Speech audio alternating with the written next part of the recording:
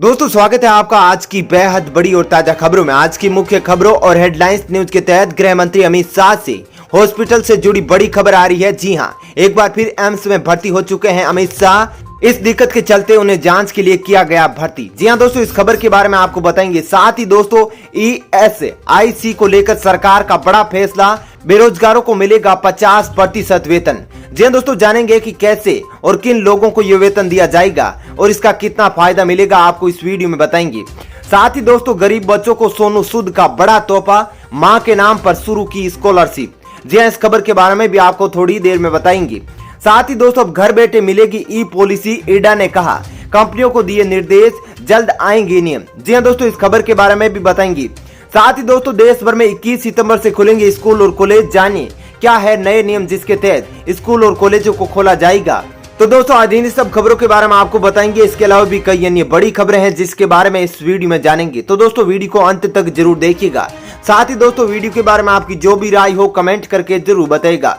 और दोस्तों यदि आप भी हमारी मेहनत को सपोर्ट करना चाहते हैं तो इस वीडियो को लाइक और शेयर जरूर कीजिएगा। तो चलिए दोस्तों बिना देरी के फटाफट से जानते हैं आज की सभी बड़ी खबरों को। पहली खबर, गृह मंत्री अमित शाह एक बार फिर एम्स में भर्ती, 31 अगस्त को हुए थे डिस्चार्ज। जी हां दोस्तों, केंद्रीय गृह मंत्री अमित शाह को एक बार फिर से दिल्ली स्थित अखिल भारतीय आयुर्विज्ञान संस्थान यानी एम्स में भर्ती कराया गया है। स्वास्थ्य से जुड़ी दिक्कतों की वजह से उन्हें देर रात लगभग 11 बजे के करीब एम्स में भर्ती कराया गया था। अमित शाह 31 अगस्त को ही स्वस्थ होकर एम्स से वापस लौटे थे। इससे पहले उन्हें कोरोना से जकड़ लिया था और उनका कोरोना का उपचार गुरुग्राम स्थित मेदांता अस्पताल में हुआ था। कोरोना से ठीक होने के बाद अमित शाह देखभाल के लिए एम्स में भर्ती हुए थे और 31 अगस्त को उन्हें डिस्चार्ज किया गया था।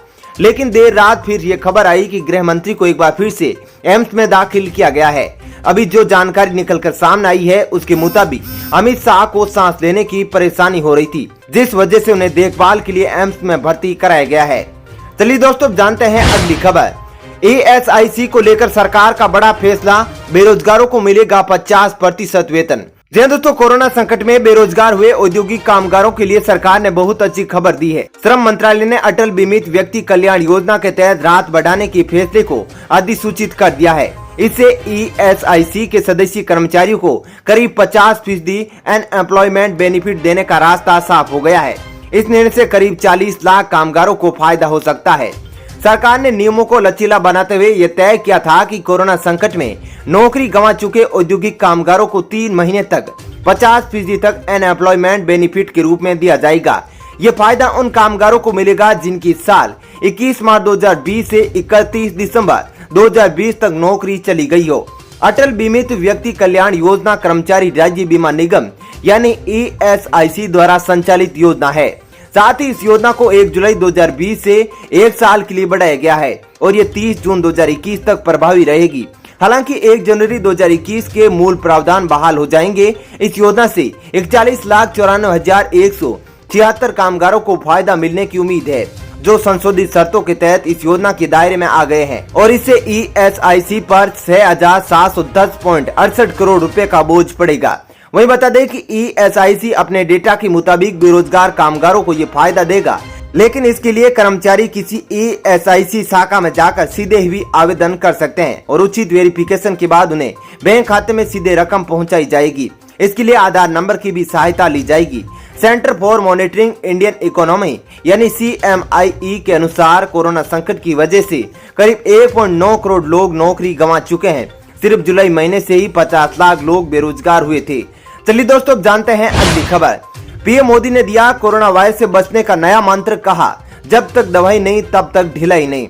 जी दोस्तों, प्रधानमंत्री नरेंद्र मोदी ने एक बार फिर देशवासियों को कोरोना से बचे रहने की सलाह दी है। उन्होंने शनिवार को नया मंत्र देते हुए कहा जब तक दवाई नहीं तब तक ढिलाई नहीं। प्रधानमंत्री मोदी ने 2 गज की दूरी, मास्क है जरूरी का मंत्र भी न भूलने की सलाह दी है। प्रधानमंत्री ने कहा मैं बार बार कहता हूं, जरूर याद रखिए, मेरी बात आप माने भी, देखिए जब तक दवाई नहीं तब तक ढिलाई नहीं, 2 गज की दूरी है, मास्क है जरूरी, इस मंत्र को भूलना नहीं है। आपका स्वास्थ्य उत्तम रहना चाहिए। प्रधानमंत्री ने मध्य प्रदेश में प्रधानमंत्री आवास योजना के तहत बनकर तैयार हुए घरों का उद्घाटन करने के दौरान लोगों को कोरोना से हमेशा सतर्क रहने की सलाह दी है। चलिए दोस्तों जानते हैं अगली खबर। गरीब बच्चों को सोनू सूद का तोहफा, मां के नाम पर शुरू की स्कॉलरशिप। जी हाँ दोस्तों, बॉलीवुड एक्टर सोनू सूद लॉकडाउन के दौरान से ही जरूरतमंदों की मदद कर रहे हैं। लाखों की संख्या में एक्टर ने प्रवासी मजदूरों को उनके घर पहुंचाया है। हालांकि अभी भी सोनू सूद जरूरतमंदों की मदद में जुटे हुए हैं। अब इस बीच गरीब बच्चों की पढ़ाई के लिए सोनू सूद ने एक कदम उठाया है। एक्टर ने अपनी मां के नाम पर बच्चों के लिए स्कॉलरशिप निकाली है। मिली जानकारी के मुताबिक स्कूल और यूनिवर्सिटीज की ऑनलाइन क्लासेज शुरू हो गई है, लेकिन इस बीच गरीब बच्चों के पास पैसों की कमी के चलते ऑनलाइन क्लास अटेंड करने का कोई साधन नहीं है। वहीं कुछ बच्चे ऐसे हैं जिनके परिवार में ज्यादा कमाई न होने के कारण वे अपने स्कूल या कॉलेज की फीस नहीं दे पा रहे हैं। इसी को ध्यान में रखते हुए सोनू सूद ने अपनी दिवंगत मां के नाम पर एक स्कॉलरशिप प्रोग्राम शुरू किया है। इसकी जानकारी खुद सोनू सूद ने सोशल मीडिया पर शेयर की है। चलिए दोस्तों, अब जानते हैं अगली खबर। अब घर बैठे मिलेगी ई पॉलिसी। इरडा ने कहा, कंपनियों को दिए निर्देश, जल्द आएंगे नियम। जी हाँ दोस्तों, इरडा ने कोरोना संकट को देखते हुए घर से निकलने में परेशानी को देखते हुए अब जनरल और हेल्थ इंश्योरेंस बीमा पॉलिसी को इलेक्ट्रॉनिक में जारी करने की इजाजत दे दी है। इरडा ने कहा कि संबंध में इंश्योरेंस कंपनियों को निर्देश दे दिए गए हैं और जल्दी बीमा पॉलिसी को इलेक्ट्रॉनिक रूप में जारी करने का नियम जारी कर दिए जाएंगे।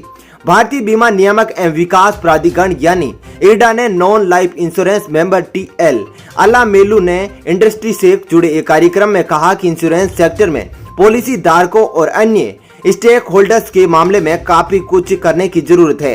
उन्होंने कहा कि जहां तक नियामक की बात है, अभी काफी काम किए जाने हैं। चलिए दोस्तों, जानते हैं अगली खबर। ऑक्सफोर्ड कोरोना वैक्सीन को हरी झंडी। यूके में फिर शुरू हुए ट्रायल।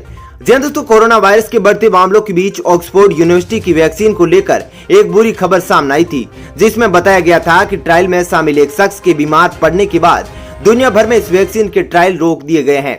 लेकिन अब बताया जा रहा है कि वैक्सीन के ट्रायल दोबारा से शुरू कर दिए गए हैं। मेडिसिन हेल्थ रेगुलेटरी अथॉरिटी की तरफ से हरी झंडी मिलने के बाद अब ट्रायल फिर से शुरू किए गए हैं।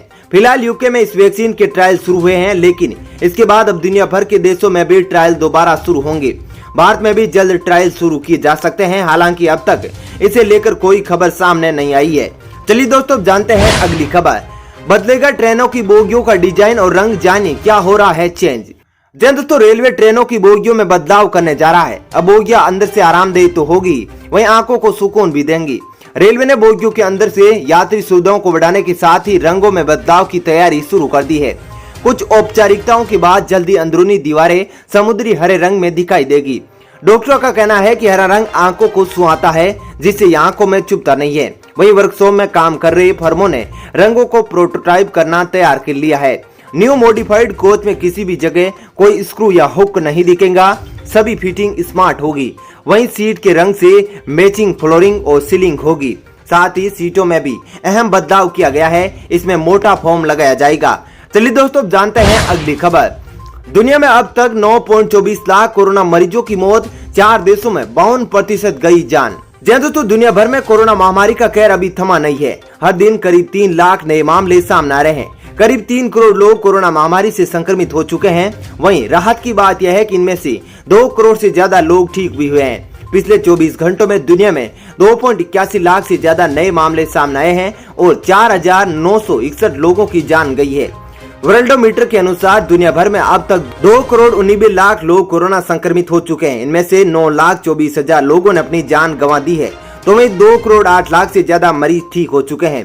पूरी दुनिया में 72 लाख से ज्यादा एक्टिव केस है, यानी कि फिलहाल इतने लोगों का अस्पताल में इलाज चल रहा है। चलिए दोस्तों, जानते हैं अगली खबर। देश भर में 21 सितंबर से खुलेंगे स्कूल, जानिए क्या है गाइडलाइंस।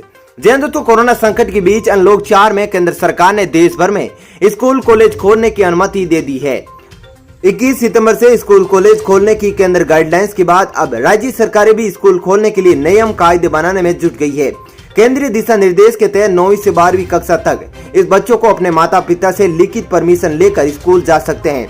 वहीं झारखंड, हरियाणा समेत कई राज्य सरकारें चरणबद्ध तरीके से स्कूल खोलने की तैयारी में जुट गई है, तो कुछ सरकारें अभी तक इसको लेकर असमंजस की स्थिति में दिख रही है। दोस्तों, आपके विचार से 9वीं से 12वीं तक या फिर स्कूल खुलने चाहिए या नहीं, आप कमेंट बॉक्स में जरूर बताइएगा, क्योंकि कोरोना महामारी का दौर अभी चरम पर है और इसको देखते हुए क्या स्कूल खुलने चाहिए या नहीं, आपका विचार कमेंट बॉक्स में जरूर बताइएगा। दोस्तों, फिलहाल इस वीडियो में इतना ही। ऐसी ही खबरें देखते रहने के लिए आप हमारे चैनल को सब्सक्राइब जरूर कीजिएगा। साथ ही दोस्तों, वीडियो के बारे में आपकी जो भी राय हो कमेंट करके जरूर बताइएगा। धन्यवाद।